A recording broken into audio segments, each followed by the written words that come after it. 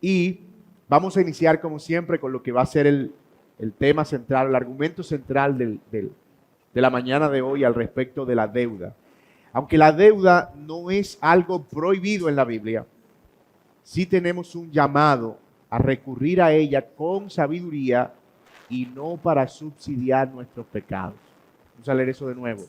Aunque la deuda no es algo prohibido en la Biblia, sí tenemos un llamado a recurrir a ella con sabiduría y no para subsidiar nuestros pecados. Así que lo que vamos a tratar de ver en esta mañana es qué dice la Biblia acerca de la deuda, qué dice la Biblia acerca de endeudarse, cuándo es legítimo y cuándo no es legítimo endeudarse, por qué o qué cosas nos llevan a tomar deudas ilegítimas.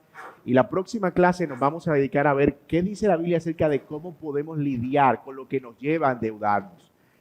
Como hemos dicho a lo largo de esta clase, gran parte de nuestros problemas financieros no tienen que ver con malas prácticas en términos de manejo del dinero, sino con el corazón. O sea, al final, todo tiene que ver con el corazón. Y vamos a ver qué dice la Biblia acerca de los pecados que están involucrados en la deuda, cómo trabajar con ellos. Y si Dios lo permite, en la próxima clase, que no va a ser este domingo porque vamos a estar en el servicio unido, sino el otro de más arriba, vamos a estar viendo algunas formas prácticas de cómo podemos lidiar la deuda. Vamos a mirar incluso el método de las cascadas, de cómo se puede salir de varias deudas sin morir en el intento. Pero vamos a tratar de hacer todo esto siempre impulsados por los principios de la palabra de Dios y haciendo un examen de nuestro corazón. Muy bien, habiendo visto eso, entonces, algo que podemos decir acerca de la deuda es que nosotros vivimos en un mundo que ha normalizado el endeudarse. De hecho, es tan así que la deuda es vista como una oportunidad y se nos ha vendido la mentira de que no es posible obtener lo que deseas. Esa es la palabra que debemos considerar ahí, obtener lo que deseas. Tienes que hacerlo enseguida. No hay tiempo para esperar. No sé si usted alguna vez ha conversado con alguien, ¿verdad? Que te dice, oye, si supiera, estoy lo más de feliz. Y tú le dices, ¿por qué? Porque mi data crédito está de 800 puntos. Y es como si el tener capacidad de endeudamiento nos diera estatus. Como que, fulano, me llamaron a ofrecerme una tarjeta de crédito. Mira lo importante que soy. ¿Verdad? La deuda es parte de nuestro sistema financiero. Nosotros vemos deuda por todos lados y más ahora en esta época de decembrina. Compre ahora y pague en febrero. Tanto por ciento de descuento, sin cuota inicial. Venga aquí ahora, endeúdese. Tenemos crédito, pague ahora y no le cobramos intereses el primer mes, etcétera, etcétera. De hecho, nuestros gobiernos funcionan con deuda. No sé si ustedes han oído hablar de la famosa deuda externa y de todo lo que eso representa para el país. De hecho, nuestra deuda como país es una deuda en dólares, así que ustedes deben imaginarse que nuestra deuda es por lo menos 37-35% más cara que hace 2 años. O sea, porque la moneda, nuestra moneda se ha devaluado y los gobiernos funcionan así. Tenemos bancos internacionales como el Banco Interamericano de Desarrollo que le presta a países y que evalúa sus capacidades de endeudamiento y todo su potencial crediticio. De hecho, gran parte de nuestra dinámica económica y financiera en los gobiernos que tienen banca central, que es la mayoría de los gobiernos del mundo, funcionan a través de un sistema conocido como burbujas de consumo, que consiste en que en cierto periodo del año o durante cierta época o por determinado tiempo la banca central baja las tasas de interés, lo que hace que los bancos que están anclados a esa banca central bajen también las tasas de interés y liberen dinero en manos de la gente para estimular el consumo y aumentar así la dinámica de la demanda. Pero sucede que una vez todo ese dinero está puesto en manos de la gente, lo que hace la banca central es, dicen los economistas, estallar la burbuja. Que eso es subir las tasas ¿verdad? Para evitar que la inflación nos devore, que es básicamente lo que hizo la banca central hace 2 meses. Subieron las tasas para contener la inflación. Entonces nosotros vivimos, no nos damos cuenta, hermano, pero nosotros vivimos en una constante burbuja que se infla y se estalla, se infla y se estalla, se infla y se estalla. Y vivimos en ese sub y baja de, ay, mira qué barato, tengo oportunidad para comprar, es momento para comprar tu casa, es momento para endeudarte. Y tenemos momentos en los que no te endeudes. Mira que qué caro están los intereses, mira que la inflación, mira que esto y que lo otro. Y todo eso va generando esa dinámica. Una de las burbujas más conocidas, o uno de los estallidos de burbuja más conocidos que hemos tenido en la historia fue la crisis económica de 2008. La burbuja inmobiliaria estalló y mucha de la gente que empezó a comprar con créditos muy bajos, al subir las tasas, ahora no podían pagar sus créditos, ni tampoco podían vender sus casas.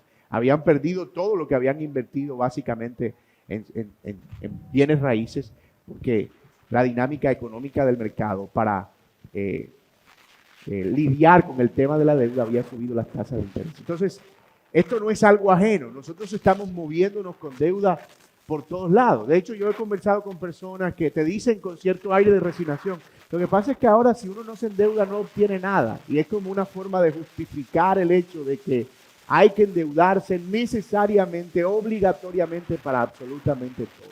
Entonces nosotros no vamos a tratar de resolver el problema aquí de qué cosas específicas pueden representar o no una deuda, pero sí vamos a ver algunos principios generales que nos van a ayudar a ver cuándo es legítimo y cuándo no es legítimo adquirir una deuda en términos bíblicos. Pero antes de eso, vamos a ver qué dice la Biblia acerca de la deuda. Miren Proverbios 22:7. Porque en contraste con lo que el mundo dice, que es endeúdate, endeúdate, endeúdate, compra, compra, endeúdate, paga en enero, compra hoy, paga en febrero, etcétera, etcétera. La Biblia en contraste dice que el rico domina al pobre y el deudor es esclavo ¿de quién? Del acreedor. No está hablando de esclavo en el sentido de la esclavitud, porque nosotros no tenemos el sistema de esclavitud hoy. Pero la deuda en cierto sentido nos coloca en una posición de servilismo ante aquel a quien hemos tomado prestado. Algunos que tienen deudas podrían argumentar diciendo, yo no soy esclavo de nadie porque a mí Cristo me hizo libre. Bueno, tú puedes ser libre en Cristo y de verdad tener muchos amos si tienes muy malos hábitos financieros. No se refiere a esclavo como categoría social, no es que perdemos nuestros derechos para entregárselos a otros, sino que en cierta manera nuestros recursos quedan empeñados. No sé si han visto este sistema de cobro de carteras castigadas que dan cobros por prenda. Dice, no, fulano hizo un crédito de carro con el carro en prenda. Eso significa que si esa persona no paga, ¿qué hace el dueño del carro? Pues le quita el carro. Hoy en día ya son más sofisticados, entonces los carros tienen un sistema de apagado automático secreto. Entonces te mandan un mensaje. Si usted no ha pagado la cuota, de aquí a tal día le apagamos el carro. Y no lo prenden ni Mahoma, ni Mandrake, ni el mago más mago del mundo. Entonces, en cierto sentido, nuestros bienes, cuando estamos endeudados, no son nuestros en la forma en que funciona el sistema. Especialmente por el tipo de créditos al que a veces nos sometemos. Y pasa con casa, pasa con carro, pasa con todo. A veces he visto, ¿verdad?, que llega la policía a desalojar a una persona. Y gente que a veces me llevo esa nevera. Y especialmente en estas formas de microcrédito que son muy comunes en nuestro país, de préstamo al interés, 10, 15%, y la persona se atrasó y tú ves al tipo que cobra, que a veces la mayoría de veces tienen cara de pocos amigos, ¿verdad? Como que llegan, pitan, no te voy a pagar, y salen con el televisor, y salen con una silla. Y de alguna manera, no solo en términos de materiales, también en términos emocionales, nuestra disposición emocional viene a ser presa de los expertos en llamadas y en en estar todo el tiempo diciendo pague, pague, pague, y tú no quieres verte como un mala paga, pero no tienes. Y eso empieza a traer tanto conflicto, porque a nadie le gusta que le cobren, ¿verdad? A nadie le gusta que le cobren. Y tiene gente que tiene el trabajo, le pagan para cobrar, y te llaman todos los días, y te llaman de un número, y te llaman del otro, y tú cuelgas, y bloquea, ahí están las aplicaciones para que bloqueen llamadas de pan, pero ellos se consiguen otros números, y te llaman, y como quiera. Cuando tú crees que te libraste, que se olvidaron de ti, 10 años después te llaman, mire señor, aquí tenemos su base de datos, le estamos ofreciendo un descuento, si usted paga 1 millón de esos 10 millones de pesos, usted va a quedar libre de esa deuda, y tú quedas como que, ¿cómo hicieron? Y ese sentido de ser esclavo es lo que está en la mente del proverbista en ese momento. Dice Deuteronomio 28 del 1 al 4, que es donde está ese famoso pasaje, las bendiciones a la obediencia y las bendiciones a la desobediencia. Dice, abrirá el Señor para ti su buen tesoro, los cielos, para dar lluvia a tu tierra a su tiempo y para bendecir. Y dice, y tú prestarás a muchas naciones, pero tú no tomarás prestado. Es decir, parte de la bendición que Israel iba a experimentar es que Israel se iba a convertir en prestamista. De hecho, la banca mundial surge por los judíos después de la Segunda Guerra Mundial. En su ánimo de crear un sistema financiero sólido, y gran parte de la banca pertenece a los judíos hoy en día, por la idea de que parte de la bendición de Dios es que ellos sean prestamistas, no prestadores. Pero si ustedes leen las maldiciones a la desobediencia, que es todo lo contrario a lo que se presentan como bendiciones a la obediencia, lo que vemos es que esa maldición consiste en tú no le prestarás a nadie, pero tú vas a ser prestador. Vas a salir a correr, a prestarle a otras naciones y ellos se enseñorearán de ti. En cierto sentido, la Biblia también y de manera indirecta nos llama a ser precavidos con las deudas porque las deudas producen amargura. No necesito una estadística del DANE para mostrar que matrimonios con deudas no concertadas usualmente enfrentan conflictos. Y Proverbios 17:1 dice, mejor es un bocado seco y con tranquilidad que una casa llena de banquetes con discordia. Y voy a decir eso de nuevo, si hay algo que siembra discordia en un matrimonio es precisamente la deuda. Yo te dije que no cogiera ese crédito, pero como tú a mí no me oyes, y entonces ¿cómo lo iba a comprar? Bien que te gastaste la plata también. Sí, pero yo te dije que no, porque siempre es lo mismo, estás igualito a tu papá. Es que mi papá es mejor que el tuyo. Y ahí, tú sabes, eso es una conversación cualquiera. Y es que mi mamá, y por ahí se va. Y nuevamente las deudas se convierten como en ese punto del el elefante en el cuarto. Tú sabes que está ahí. Tú sabes que no puede tocarlo porque en cualquier momento desbarata el cuarto completo. Pero está ahí. Y entonces, de alguna manera, en su sabiduría, el proverbista dice, miren, mejor es un bocado seco, mejor es comer modestamente, pero sin deberle nada a nadie, que teniendo riquezas y dinero, andar en discordia. O que teniendo banquetes y comiendo buenos platos, estar en discordia. Por otro lado, también la Biblia dice, en Proverbios 22, del 26 al 27, no estés entre los que dan fianzas, entre los que salen de fiadores de préstamos. Si no tienes con qué pagar, ¿por qué han de quitarte la cama debajo de ti? Miren aquí, y hablamos de esto un poquito la semana pasada, que esto tiene que ver con otro tipo de endeudamiento, y es el endeudamiento de terceros. La práctica de ser fiadores no es un invento de las financieras nuestras, eso existe desde siempre.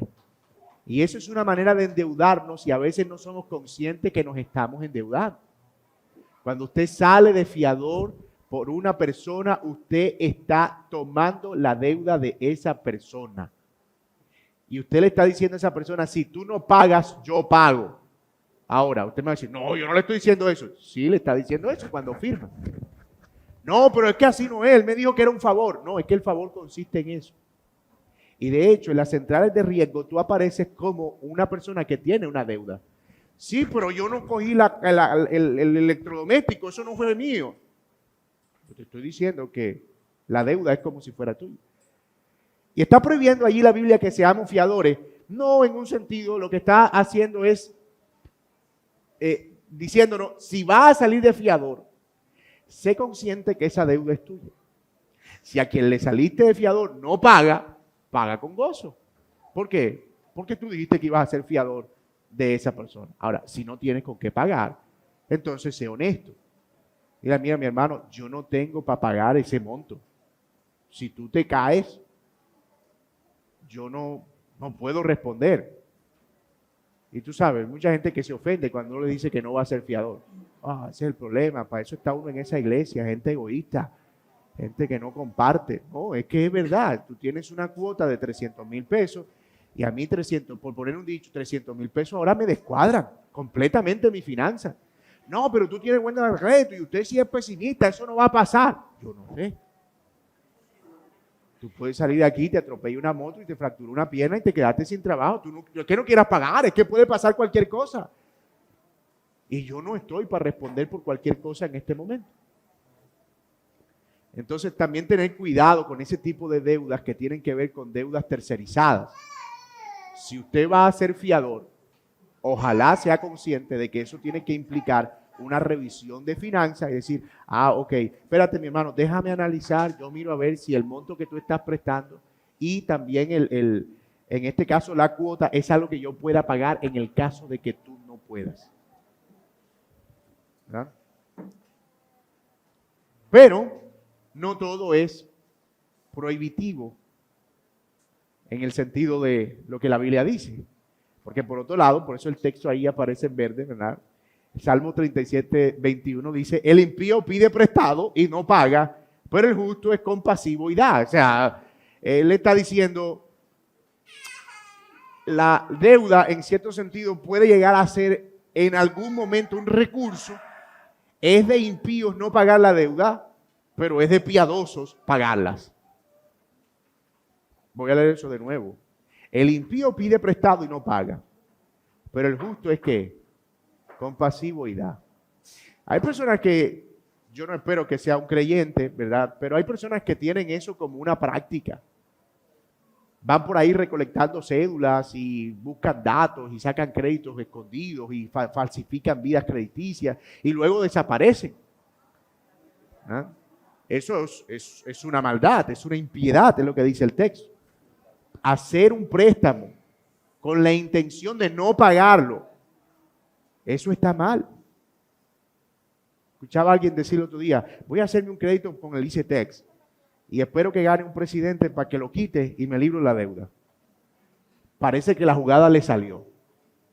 Pero eso es de impíos. Eso no está bien. No podemos hacernos deudas con la idea de no voy a pagarla. ¿Por qué? Es que ellos tienen mucha plata. Esa gente, no, yo estoy pobre, no, eso es robo. Por eso dice, el impío pide prestado y no paga, pero el justo es compasivo. Entonces, fíjate que el problema no está entonces en una prohibición estricta de no endeudarse, sino en comportarse piadosamente al respecto de la deuda. Y parte de esa piedad es pagar conforme a la medida de las posibilidades. Entonces, habiendo visto eso, vamos a resumir un poco lo que la Biblia dice entonces, y voy a usar aquí las palabras del pastor Héctor Salcedo en su libro Finanzas Bíblicas. Aunque la deuda en sí no es pecado, lo están leyendo conmigo, aunque la deuda en sí no es pecado, los motivos para adquirirla pueden ser pecaminosos y en ocasiones no es la alternativa más sabia para adquirir un bien o cubrir una necesidad. La deuda en sí misma no es pecado, ya lo vimos, pero lo que involucra nuestro corazón al momento de adquirir una deuda sí puede llegar a ser un pecado y además resulta a veces poco sabio como estrategia para adquirir bienes. Vamos a desarrollar eso un poquito. ¿Por qué la deuda no debe ser una primera opción en un creyente? En primer lugar, porque la deuda con frecuencia financia pecados. Ojo, no estamos diciendo que la deuda financia pecados. Estamos diciendo que la deuda con frecuencia financia pecados. Vivimos en una generación de consumo materialista, llena de avaricia, de envidias y deseos de ostentar, de aparentar, de mostrar un estatus, de mostrar una posición. Cuando una persona se endeuda para comprar algo con el fin de asombrar a otro, demostrar que él tiene poder económico, que tiene cierta capacidad, que no puede bajarse de su estatus, entonces esa persona no lo está haciendo porque lo necesita, él lo está haciendo porque está encontrando allí su identidad. Dice, si yo me endeudo por un Ferrari, el vecino por fin va a saber que yo tengo plata. Me voy a morir y no lo habré pagado, pero él se va a morir sabiendo que yo tengo plata. ¿Tú ves lo absurda que es esa filosofía de vida? Hemos hablado de eso aquí, especialmente a lo largo de esta clase, sobre el tema de el peligro al que nos han llevado las redes sociales inconscientemente y cómo están formando en nuestros hijos una mente cada vez más materialista en ese sentido. Y debemos ser muy cuidadosos y contrarrestar esa cosmovisión continuamente porque están siendo bombardeados. Un pedido de un juguete puede estar motivado detrás por un deseo simplemente de ser como el niñito que acabaron de ver en el video de YouTube. Y eso se puede ver inocente. Podemos sacarle el cuerpo con un no hay plata. Pero debemos tratar de ver también cuál es la cosmovisión del mundo que está bombardeándolos continuamente. Hoy, por ejemplo, esta moda de los influencers ha estado enseñándole a nuestra generación que tú puedes conseguir platas de la noche a la mañana sin mucho esfuerzo, si tan solo puedes editar bien videos. Pero mis amados, eso es una fantasía.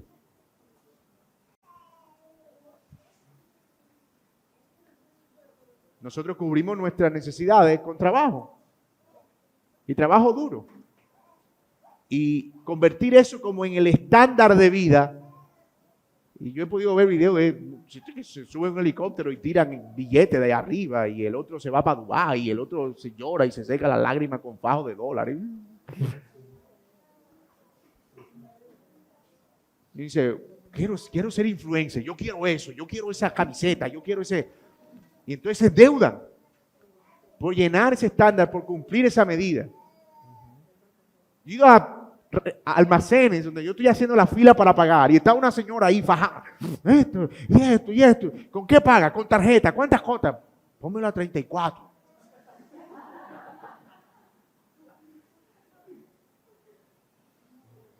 Estamos hablando de que vas a pagar una ropa en ¿cuántos años? Casi 3 años. O sea, no la piden a 36 como para que no sea 3. Menos de 3. Y el punto es ese. Y es comprando estatus con deuda. Comprando identidad con deuda. Entonces, muchas veces ese tipo de endeudamiento resulta ilegítimo. Por ello que los principios bíblicos nos llevan a concluir que, aunque la deuda no es pecado en sí, puede hacer que sea más fácil pagar algunos pecados. Especialmente los que usamos tarjeta de crédito. Lo van a estar llamando todo el tiempo. Mire, por ser usted usuario de la tarjeta tal, le tenemos un beneficio para un viaje con todo pago, no sé qué. Solamente tiene que ponerlo a tantas cuotas. Ay, ¿en serio? ¿Tan fácil? ¿Cómo me quiere este banco? Yo sí soy un cliente tan bueno. Y ellos saben lo que es eso. Por eso cuando te llaman te dicen, buenas tardes, señor fulano. Mire, hemos revisado nuestra base de datos y hemos visto su buen comportamiento. Usted es un cliente excepcional. Usted es una persona que nunca hemos tenido una persona tan juiciosa con su plata. Su vida crediticia es un ejemplo. De verdad que lo felicitamos. Y tú estás ahí, wow, mira, este banco, gracias. Y es por eso que queremos ofrecerle, sí, dígame. Sí. Ellos saben eso. Es su trabajo. No estamos diciendo que eso sea bueno o malo. Los bancos viven de prestar dinero, viven de los intereses que recurren. El negocio de un banco es una sola cosa. Intereses.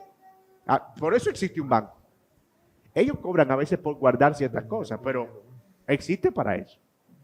Entonces, es su trabajo.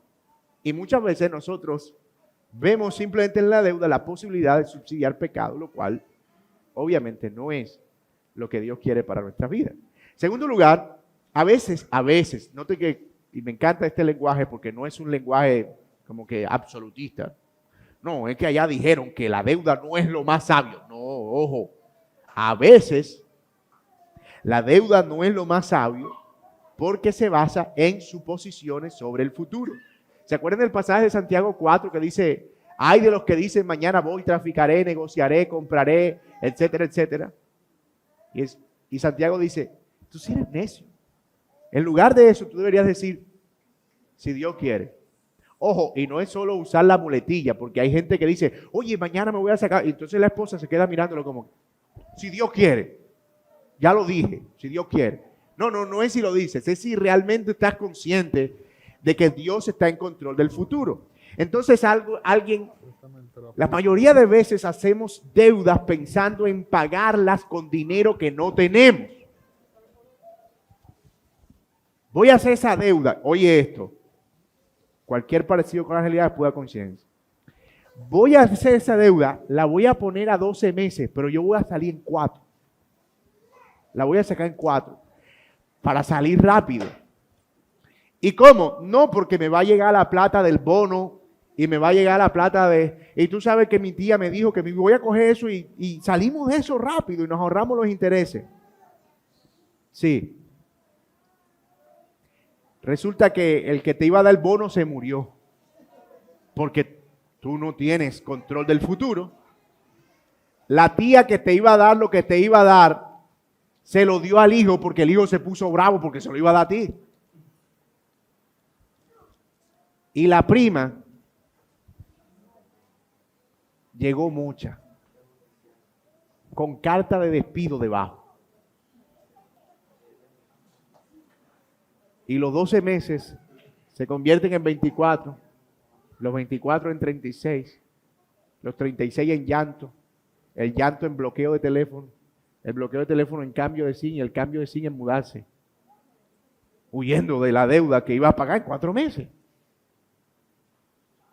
Porque, hermanos, somos bien rápidos para hacer cuentas.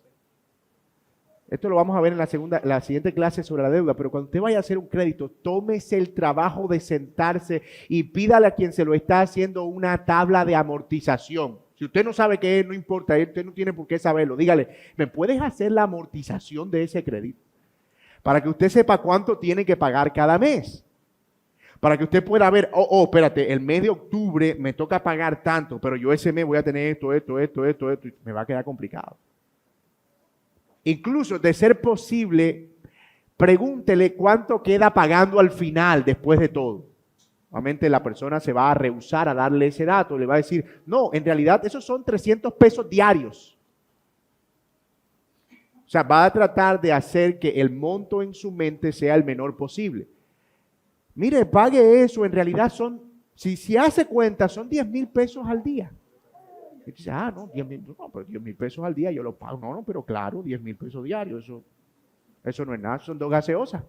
Entonces, claro, esa idea de el menor monto nos hace olvidar cuánto terminamos pagando al final y afecta nuestra decisión. Ahora, cuando tú haces la evaluación, tú dices, mira, al final tú terminas pagando tanto, que son tanto, el monto del crédito es tanto. Y dices, ok, en intereses estoy pagando tanto, en abonar capital estoy pagando tanto. Ok, sí puedo, creo que tengo esa capacidad. Entonces, vas para adelante.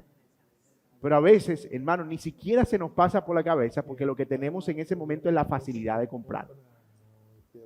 Y la idea de que en el futuro vamos a salir más fácil de esa deuda. Mi hermano, no haga deudas con dinero que no tiene. No se haga deudas con dinero que no tiene. No cuente con plata que le van a pagar, porque luego se vuelve el yo te pago cuando me paguen, si es que le pagan al que me debe a mí. Y entonces se va convirtiendo en una cadena que al final termina por perjudicarte y llevándote a una mala decisión en ese sentido. Y la tercera razón por la que a veces la deuda no es sabia y no debe ser nuestra primera opción es porque con frecuencia conlleva altos intereses. Por ejemplo, en esta época en la que estamos grabando este video, mes de noviembre del año 2022 en nuestro país, en Colombia, el índice de data IFX está por el cielo. Las tasas de interés del banco tienen picos casi históricos. Y está claro en que no es buena idea endeudarse. O sea, los economistas dicen, no es buena idea endeudarse. Esperen. No sabemos qué va a pasar el otro año. Esperen el comportamiento de los mercados, etcétera, etcétera. Pero a veces ni siquiera nos importa eso. ¿Por qué? No, porque es que el dinero está ahí. Y a veces lo que el banco nos dice, le tenemos un cupo preaprobado de 20 millones. ¿Y cómo salimos nosotros diciendo, mija, tengo 20 millones en el banco? Tú no tienes 20 millones. Es más, tienes lo que tienes ahí. Lo que tienes es una llamada de una persona amable que te dijo que te iba a dar eso, pero que te va a cobrar. Entonces, muchas veces eso lleva a altos intereses e implica una administración ineficiente de nuestros recursos. Yo le puse el ejemplo pasado, en la clase pasada, el ejemplo de comprar una compra en comida con tarjeta de crédito a 3 cuotas. Y cómo una compra de 100,000 pesos se te puede convertir a 3 meses en una compra de 170 o 180,000 pesos. ¿Por qué? Porque estás pagando intereses, estás pagando cuota de manejo y estás pagando a veces hasta seguros sin que tú te des cuenta, por eso revisen siempre sus extractos. Y te ponen a pagar un montón de cosas. Entonces, no siempre es la mejor opción. De hecho, nosotros vimos la clase pasada el tema del ahorro, ¿se acuerdan? Ok, lo que tú vas a pagar en cuota a 6 meses, ¿por qué no lo ahorras por 6 meses? Es que no puedo esperar. Entonces, al final, tú puedes comprar casi que pagando la misma cuota, ahorrando el mismo producto, pero el asunto está siempre en la ansiedad, en el impulso por comprar. Es que quiero tenerlo ya, es que tiene que ser ahora, que de aquí en 6 meses ya salió el 15. Entonces yo necesito el 14 ahora. Entonces, no siempre, mis amados hermanos, la deuda resulta la mejor alternativa, porque a veces podemos tener otras alternativas, como por ejemplo el ahorro, si no es algo que demande un tiempo, ¿verdad? Entonces, esas 3 cosas creo que nos ayudan a evaluar cuando nosotros estamos frente a una decisión de endeudarnos pecaminosamente. ¿Es esta deuda una necesidad o es un placer? Por eso los economistas, por ejemplo, dicen, nunca te endeudes para viajar. Eso tiene todo el sentido del mundo. Porque nadie se muere por no viajar. ¿Sí? Y porque además puedes ahorrar durante un año para viajar cada año. Entonces, dice, nunca te endeudes para viajar. Por otro lado, debemos siempre revisar que el futuro no está en nuestras manos, sino hacer deudas con dinero que no, para pensar en pagar con dinero que todavía no tenemos.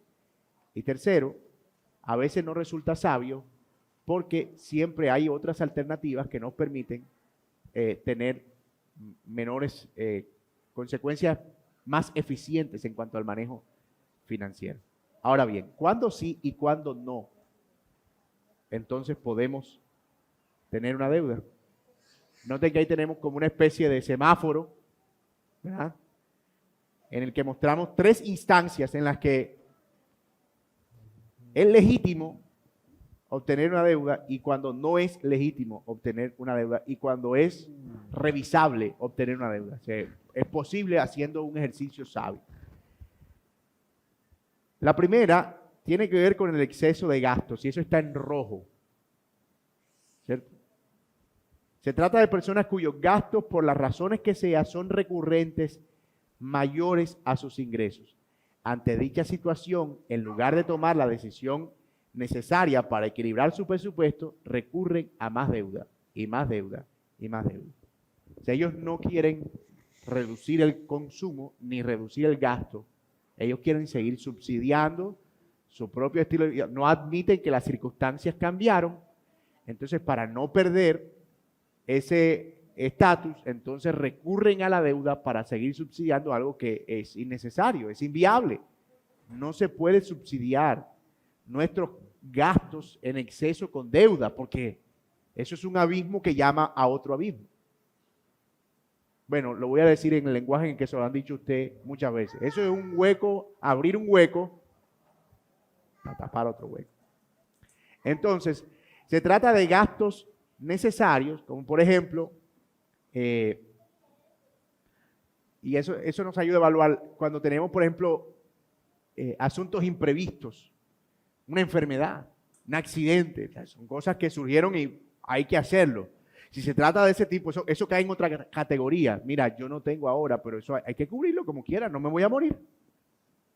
Eso, yo, para pagar una deuda necesito tener vida, pero si no estoy vivo no puedo pagarla. Entonces, a veces hay situaciones en las que nuestro exceso de gastos va a ser justificable, especialmente si tenemos infortunios. Pero no debe ser por cosas innecesarias. Por ejemplo, voy a usar ejemplos concretos, y estos ejemplos los provee también el pastor Héctor Salcedo. Endeudarse por un celular de alta generación, vacaciones familiares, muebles modernos de cierta marca roja y blanca, celebraciones y cosas de ese tipo. No son necesidades prioritarias que involucren una deuda. A veces, y uno puede caer ahí fácilmente. No, yo voy a coger esa deuda es porque yo no tengo vida crediticia ahí. Yo necesito, yo necesito hacer vida crediticia para que después me presten para la casa. Bueno, eso puede ser una movida sabia, ¿verdad? A veces usamos deudas, pero uno tiene que tener mucho control de eso. Si es una tarjeta de crédito, compra una cuota, por ejemplo. Si vas a hacer un crédito de ese tipo para ganar ciertos ratings y poder acceder a créditos, como lo vamos a ver, que tal vez sean legítimos, entonces asegúrate de que tienes el monto para pagarlo mensualmente y que incluso puedes salir en menos del tiempo que deberías. Pero a veces nosotros somos expertos en camuflar nuestros motivos para la deuda y en pasarlo por el filtro de nuestro placer y decir, mira, que esto es puro, porque el Señor quiere que yo disfrute, porque el Señor quiere que yo me sienta en un mueble bien, porque el Señor, sí, pero el Señor también quiere evitarte dolores de cabeza que pueden venir por consecuencia de estar pagando algo que pudiste ahorrar para comprar, ¿cierto? En el caso de gastos innecesarios, la deuda sería siempre ilegítima. Oigan eso, en el caso de gastos de cosas innecesarias, la deuda siempre sería ilegítima. Bueno, aquí entramos en un debate. Pero ¿qué es lo necesario y qué es lo innecesario? Eso es lo que usted se preguntaría. Para mí, un celular de última generación es necesario porque yo me tomo fotos. Bueno, no estoy seguro si eso sea realmente una necesidad. Pero puede ser que alguien realmente tenga esa necesidad. Mira, yo trabajo en la industria del film y esto me va a permitir dar un salto de calidad para ofrecerle un mejor producto a mi cliente. Bueno, tiene que... okay, dale, está bien. Entonces, fíjate que la misma cosa puede resultar en algún momento para cierta situación una necesidad o para otro no, dependiendo de la evaluación que se tenga, ¿cierto? No es sabio endeudarse por un año para pagar las vacaciones. Es mejor ahorrar durante el mismo año y salir de vacaciones cuando contemos con los recursos necesarios. Lo que pasa es que ahorrar no nos gusta mucho. Nos gusta el pagar.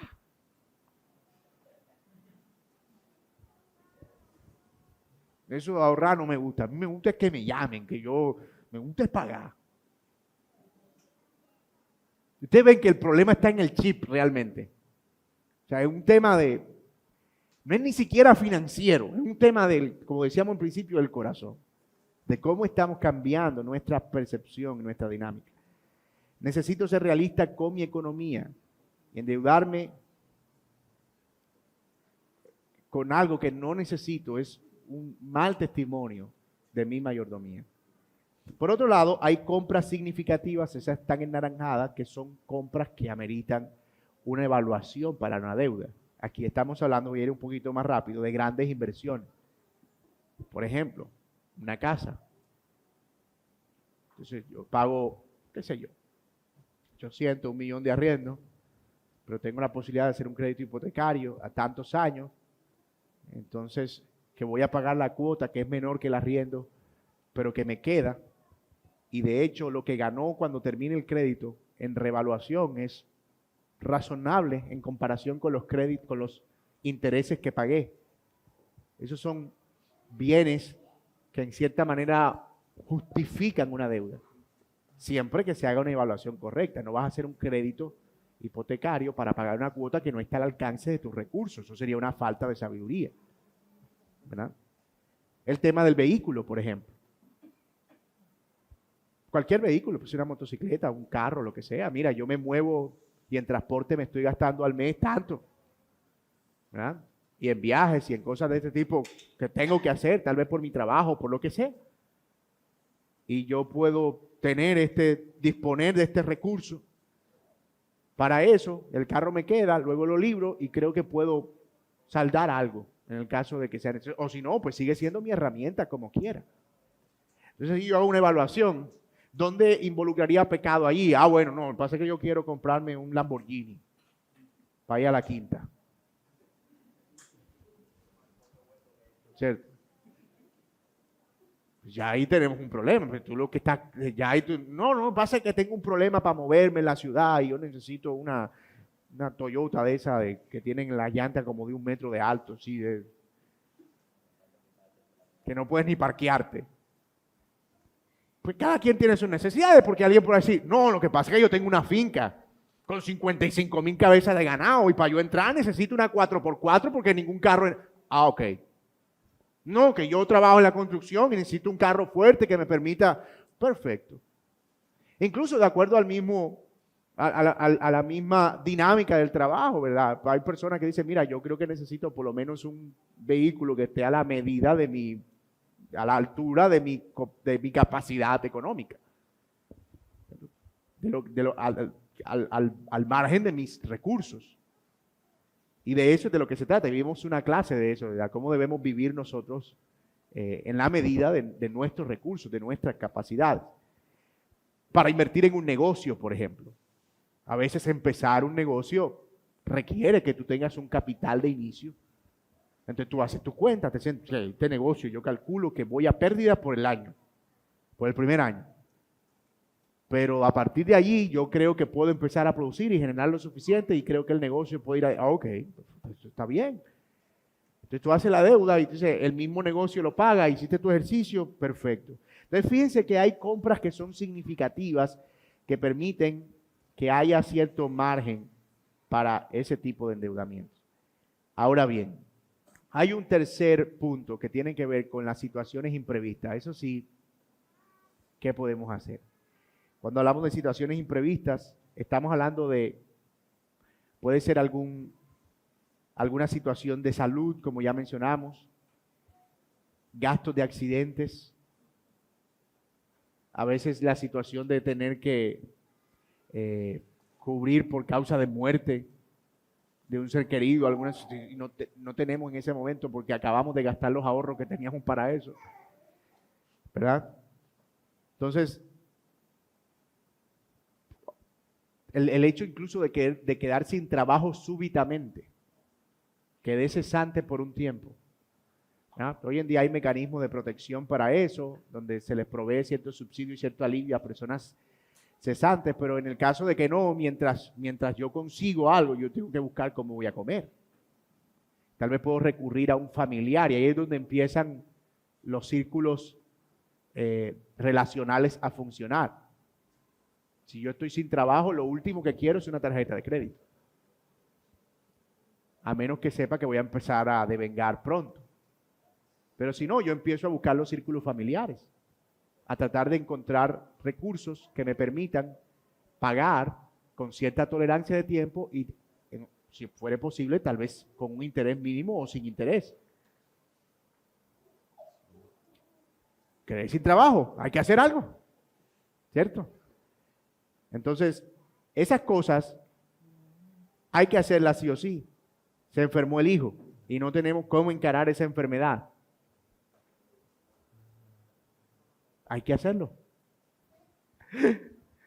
Entonces, en resumen, oigan esto, cuanto más asociada está la deuda a una necesidad o a gastos innecesarios, más válida es. Cuanto más se aleja de los gastos innecesarios, más ilegítima es. O sea, la ecuación no es difícil. Cuanto más me alejo de las necesidades, más ilegítima es. Cuanto más cercana está a las necesidades más prioritarias, más legítima es. Noten que ahí está, deuda ilegítima, gastos varios, una cosa aquí, allá, una ropa, zapatos, teléfono, una gorra, camisa, cosas de ese tipo. A veces cosas innecesarias. Y ojo con eso, hermano. Nosotros vimos una clase sobre comprar y hay que estar muy pendiente porque a veces tú no tienes la necesidad, pero te apareció una publicidad. Ay, yo necesito eso.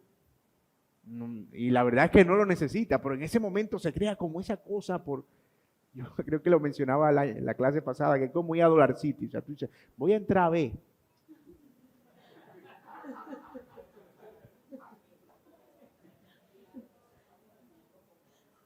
Y surgen las necesidades que tú no sabías que existían. Ay, mira ese cucharón, Dios mío, yo no sabía que yo necesitaba ese cucharón. Yo creo que aquí lo importante es siempre tener claras cuáles son tus necesidades, ¿verdad? Y saber en cuánto tiempo puedes comprarlas. Hay hermanas muy diligentes que tienen un inventario de su cocina y saben, mira, la próxima salida, yo creo que por el próximo mes deberíamos comprar esto, etc. Entonces, cuando ven cosas como esa, no, eso está lista ya, tranquilo, espera, ¿cierto?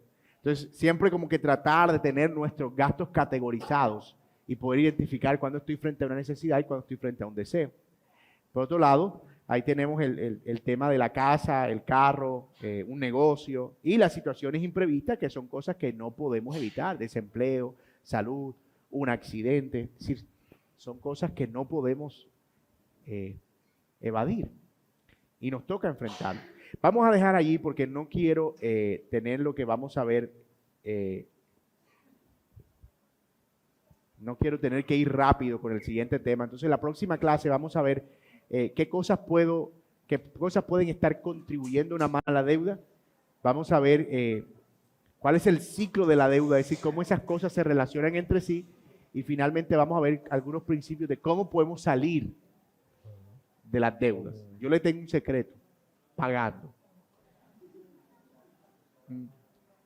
Pero vamos a ver que hay estrategias financieras, espirituales y financieras que nosotros podemos implementar para poder salir airosos de las deudas. Entonces, eso no se aprende por ensayo y error, hermano. Eso necesita, vea, arrepentimiento, examinar nuestros pecados, arrepentirnos de ellos y aplicar estrategias, incluso rendición de cuentas y cosas que nos ayuden a poder llevar nuestras finanzas de manera saludable. Vamos a orar y vamos a tener nuestro tiempo de receso.